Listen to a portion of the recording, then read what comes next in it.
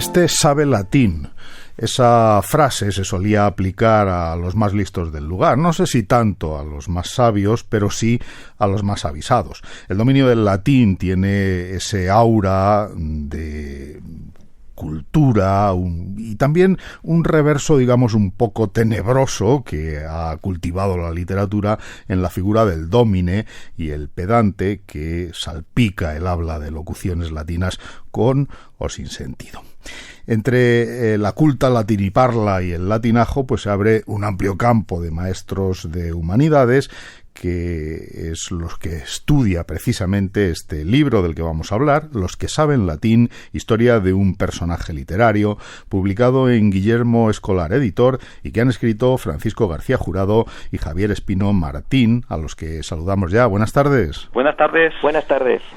Les confieso, encantado igualmente, les confieso que antes de leer el libro, solo con el título y la portada, mi pensamiento se fue al Dómine Cabra, el Buscón de Quevedo, y quizá porque es el personaje más emblemático sobre el maestro de humanidades, ¿no? Quizá el que más ha aportado también a un estereotipo un tanto negativo, Francisco. Por supuesto que sí. Además es que este personaje del profesor de latín tiene, digamos, un sobrenombre, que es el de Dómine Cabra. Uh-huh. En cualquier caso, lo que también es interesante saber es que no es el único testimonio. Es decir, este libro creo que lo que pone el énfasis es en ver que no se reduce a un solo autor y a un solo retrato lo que es la historia del personaje literario, del profesor de latín. El Dómine Cabra tiene unos antecedentes que ya están incluso en la antigüedad y en Erasmo, y luego tiene toda una consecuencia hasta autores tan actuales como Muñoz Molina. Claro, y eso es lo que se revisa en este libro amplísimamente documentado, Javier, ¿no? Porque habéis recurrido a esos antecedentes que son Aristófanes incluso, ¿no? Sí. Y autores actuales. Sí, por mi parte yo me he dedicado pues mucho más a la parte digamos de la antigüedad clásica, y lo que ha dicho antes Francisco pues me parece muy acertado, porque efectivamente la figura del dómine tiene una antigüedad increíble, ¿no? Y ya empieza a tener también ese tono pues un poco oscuro, aunque también es cierto que va por épocas, porque también las épocas van configurando también la figura, ¿no? Y eso es muy interesante, ver cómo el momento histórico también va dando pie a un tipo de profesor. Por ejemplo, en el Renacimiento era mucho más brillante, entre otras cosas, pero aún así sí había siempre un personaje oscuro que representaba el latín escolástico, el latín, digamos, un latín que más que hacerte crecer, lo que te hacía era castigar, ¿no? Claro, esa es, digamos, la parte negativa, pero vayamos por lo que decíamos. Se remonta muy antiguo, yo decía Aristófanes, donde ya aparece un pedante, y luego hay una serie de autores, Erasmo, lo citaba Francisco, Montaigne, en el Gargantúa también hay, de Rabelais hay también ese tipo de figuras, ¿no? Están en todo el Renacimiento, porque además constituyen el paradigma de lo que luego va a ser el retrato en la posteridad. Son muy interesantes, sobre todo los retratos que hace Montaigne, por su parte, de estos pedantes. Además hace una reflexión muy triste, y es que dice, no siempre o casi nunca los mejores se dedican a enseñar, con lo cual se dedican justamente a enseñar aquello que odian. Y Rabelais lleva esa reflexión a lo que es la trama de su Gargantúa, justamente esos maestros terribles que enseñan latín y que, bueno, en principio, como él considera, ensucian la mente del pobre alumno por lo mal que se enseña. Sí. Javier. Sí, y bueno, yo creo que también debajo de todo esto, desde la antigüedad, comentabas de Aristófanes y bueno, y diferentes autores de la antigüedad, también los encontramos en los romanos, ¿no? Los satíricos como Juvenal, como Persio, etcétera, también hacen alusiones, ¿no? O sea, se muestra esa especie de también esa crítica pedagógica, ¿no? Que se literaturiza. Y es interesante eso, ¿no? Como hay en los autores literarios hay también una fuerte crítica de la educación, de la enseñanza, de la pedagogía, ¿no? Entonces, como que en ellos está también esa labor, ¿no? Fundamental. Claro. En ese retrato burlesco en ocasiones y en otras incluso oscuro, sombrío que se hace en la literatura, está precisamente lo que subyace es la crítica y la necesidad de renovación, ¿no? En distintos periodos históricos de la educación, ¿verdad? Por supuesto, porque la literatura es mucho más que mero divertimento, también es nostalgia. Hay testimonios muy nostálgicos en el propio libro, como los de Pérez de Ayala, por ejemplo, y también hay reivindicación, evidentemente, hay un intento de crear una realidad mejor con la literatura, eso sí que también es fundamental. Y hay otra cuestión que también creo que es importante en la literatura, y es cómo puede modificar nuestra visión de la realidad. Sabemos que la realidad modifica la literatura y la condiciona, y la literatura nace muchas veces de esa realidad, pero también es verdad que un retrato como el de Quevedo va a condicionar después la visión que de los profesores de latín tienen los escritores posteriores.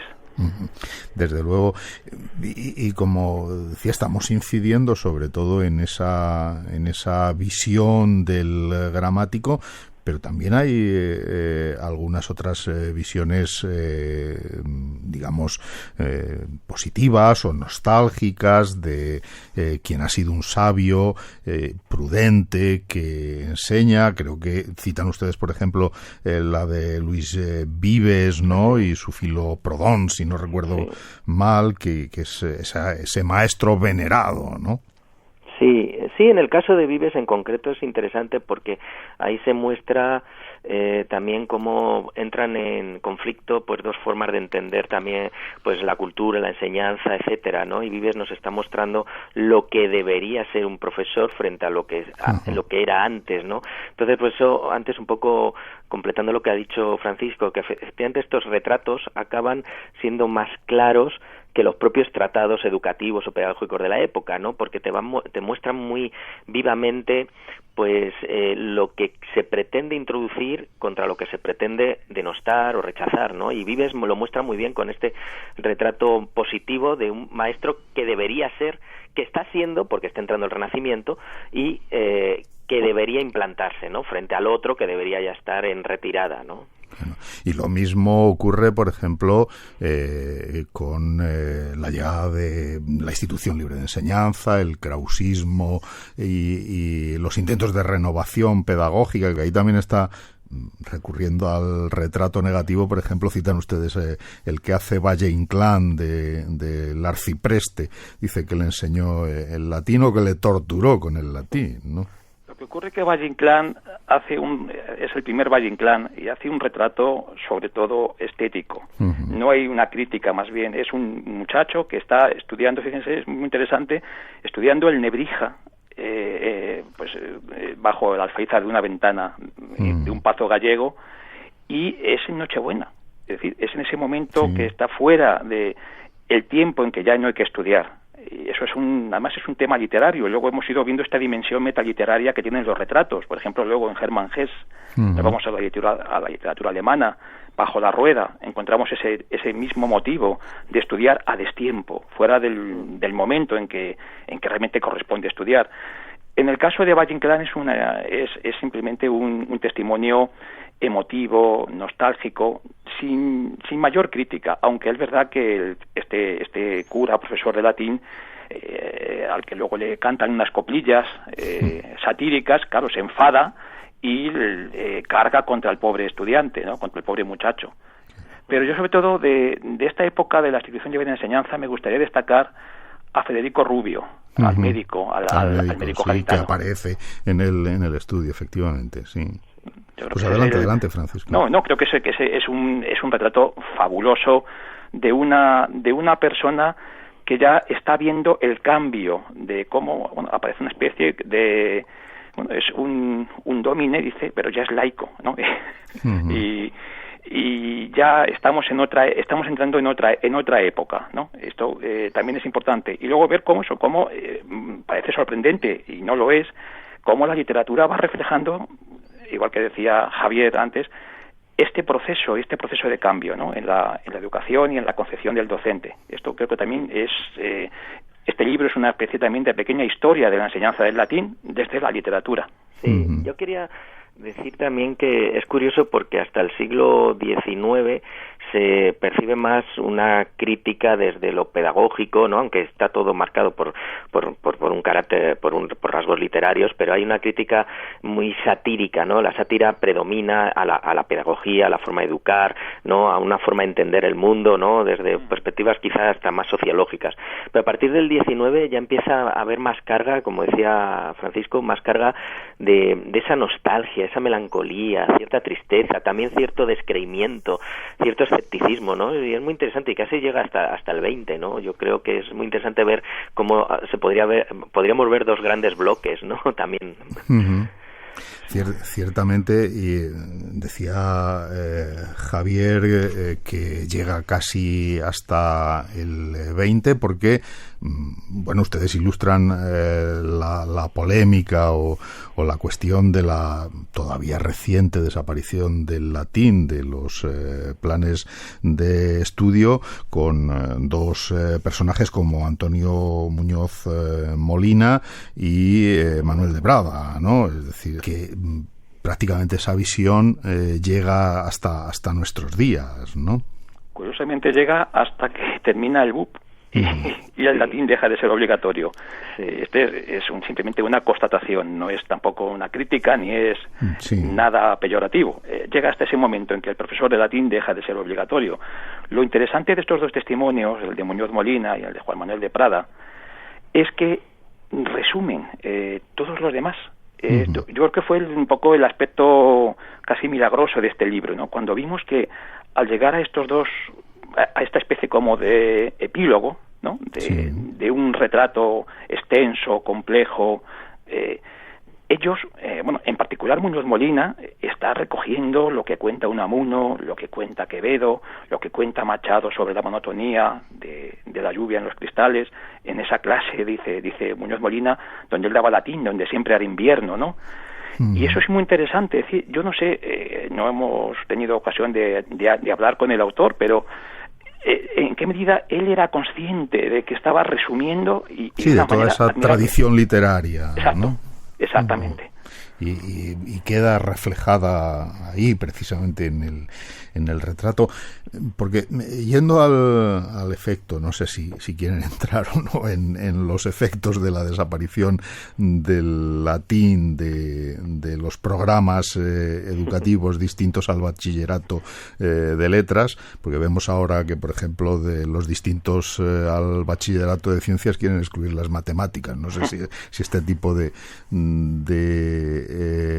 tendencias pedagógicas supongo que se nos escapan, pero sí hay que decir que el latín enseñaba algo más que el latín y aquellas durísimas reiteraciones de las distintas declinaciones que seguramente eran una tortura para todos los estudiantes, ¿no?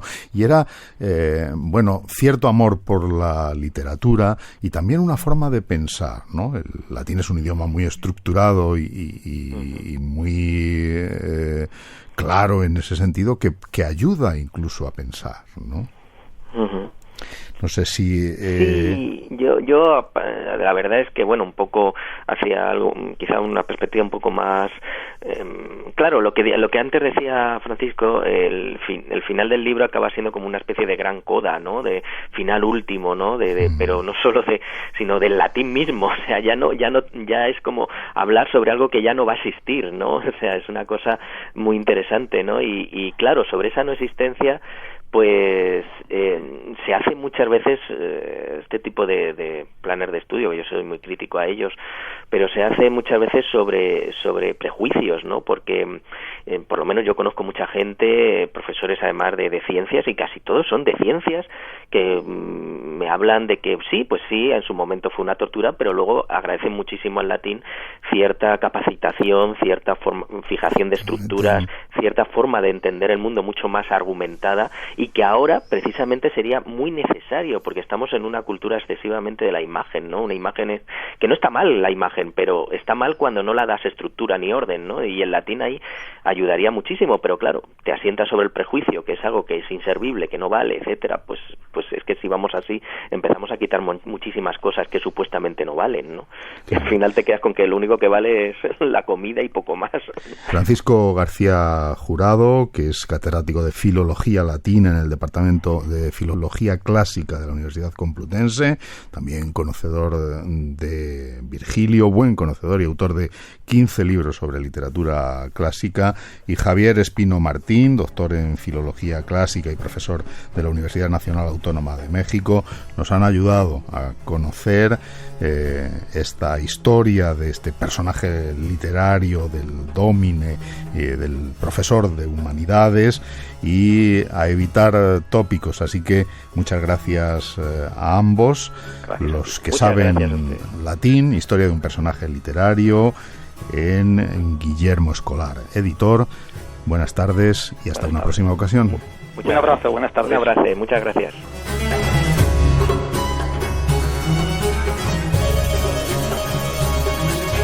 Pues así, con el latín hemos llegado al final de esta edición de El Ojo Crítico. Volvemos ya el lunes cuando sean las 7 de la tarde, las 6 en Canarias, después de las noticias de esa hora. Hasta entonces, buen fin de semana y muy buenas tardes.